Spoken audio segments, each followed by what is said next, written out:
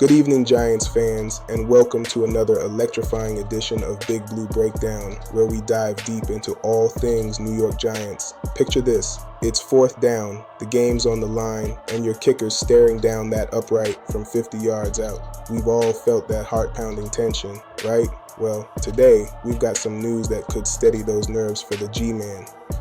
Have you ever wondered what happens when the heat of the game collides with player safety protocols? Well, buckle up, because we got the latest on the ongoing investigation into that controversial incident involving our quarterback, Jackson Dart, and head coach Brian Daboll. It's a reminder that in this league, every decision counts, on and off the field.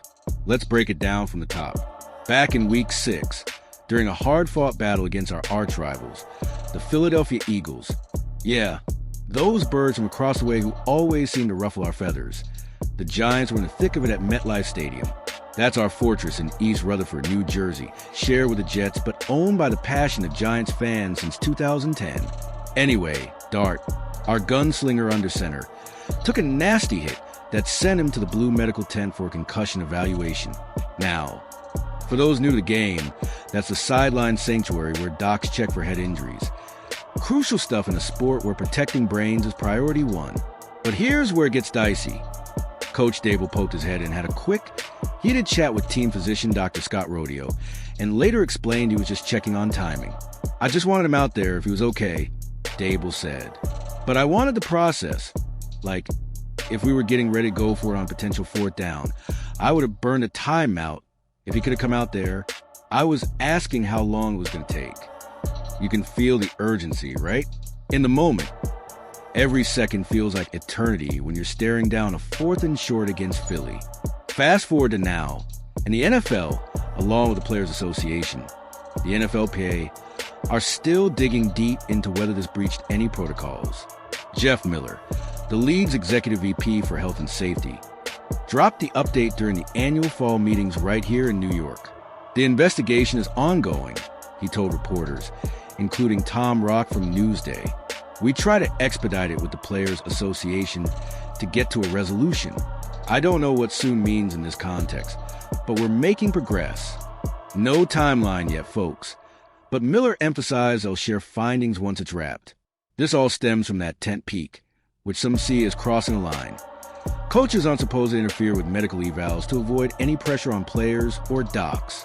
Giants co-owner John Mara, who's on the Player Health and Safety Committee, jumped in quick the day after, saying he chatted with Daboll about the optics and pledged full cooperation. If violations are found, we're talking fines to the club or individuals, and in worst cases, even draft pick losses. Ouch! That could sting for a team building for the future. Now, let's dive deeper into the analysis, because this isn't just a blip. It's a window into the high-stakes world of NFL coaching and player welfare. Brian Daboll, our fiery leader since 2022, has been a breath of fresh air for the Giants. Remember, this is the guy who turned around the Buffalo Bills offense before coming home to New York. He's all about grit and smarts, but in this spot, his passion might have edged too close to the rulebook. Dart, the young QB we're pinning hopes on, assuming this is our fictional rising star in this scenario, has shown flashes of brilliance, slinging passes with that college flair from his Ole Miss days. But concussions? They're no joke. The league's ramped up protocols since the Tua Tagovailoa scares a few years back, ensuring independent docs call the shots. Daboll's chat with Dr. Rodeo? It looked intense on TV, but he insists it was about game flow. You want your guy out there, not at risk of anything else. I think he's going to be good. Is he going to be good or not? I'm going to call a timeout on fourth down and go for this SOB. Classic coach speak, raw, unfiltered, and straight from the gut. But perception matters, especially in a division as brutal as the NFC East, where the Eagles, Cowboys, and Commanders are always lurking. Speaking of injuries, this hits close to home for Giants fans. Our defense, anchored by beasts like Dexter Lawrence, Big Dex, the nose tackle who's a wall against the run, relies on a healthy offense to keep drives alive.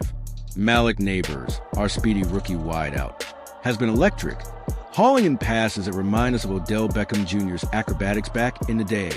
But without Dart steady at QB, things get shaky. Statistically, The Giants' offense ranks mid-pack this season, with Dart throwing for about 250 yards per game on average. But turnovers have been an issue, 6 picks through 6 weeks. Compare that to our glory days. In 2007, Eli Manning led us to that improbable Super Bowl 42 win over the undefeated Patriots, with David Tyree's helmet catch becoming legend. Or 2011, when we stunned them again in Super Bowl 46. Those teams thrived on resilience, much like today's squad under Dable, who's got us at .500 so far, fighting for a wild card spot. Let's add some historical flavor here, because the Giants story is woven into the fabric of New York sports. Founded in 1925, we started at the Polo Grounds in Upper Manhattan. Think Babe Ruth's backyard, but for football, legends like Frank Gifford and Sam Huff built the foundation, and then came the 1980s with Lawrence Taylor, LT himself, the sack machine who redefined defense and helped snag Super Bowl 21 and XXV. Michael Strahan, with his gap-toothed grin and record 22.5 sacks in 2001, carried that torch in the Hall of Fame. We got 4 Lombardi trophies, folks, and rivalries that burn eternal. The Eagles? It's personal, dating back to the 1930s, with games often decided by inches and bad blood. Cowboys? America's team versus New York's finest. Think Thanksgiving showdowns that split families. And don't get me started on the Commanders. Those Beltway battles are underrated fire. Trivia time. Did you know the Giants were the first team to win a championship in overtime? That was the 1958 NFL Championship against the Colts, the greatest game ever played, which put pro football on the map. To bring this to life, imagine if we caught up with some voices from the locker room. Let's say I chatted with Dexter Lawrence post-practice. Man, Coach Dabbs is all heart. He lives for this team. But player safety? That's non-negotiable. We've got to trust the process so we can keep battling out there. Or a fictional fan quote from Big Blue diehard Tony from Staten Island. I've been tailgating at MetLife since it opened, and seeing Dabbs in that tent, it shows he cares, but rules are rules. We don't want fines derailing our push. Even a made-up expert take from former Giant Justin Tuck. In my day, coaches push boundaries, but today's league is different. Post-concussion era means zero tolerance. This could cost a Giant a mid-round pick if it's deemed interference. Looking ahead, what does this mean for Big Blue? If fines hit, it's a slap on the wrist, maybe $100,000 or so, based on past cases like the Saints bounty scandal. Though that's extreme. Losing a draft pick? That'd hurt our rebuild, especially with needs at offensive line to protect Dart. Playoff implications? We're in a hunt. But distractions like this could sap momentum. Prediction. The investigation wraps by mid-November, with a fine but no picks lost Dable learns, and we move on stronger. Catch our next game against the Cowboy primetime, under the lights at MetLife. Will Dart light it up? Tune in and find out. For more updates, subscribe, like, and hit that bell. This is Giants Nation News, where the Big Blue spirit never fades. Go Giants!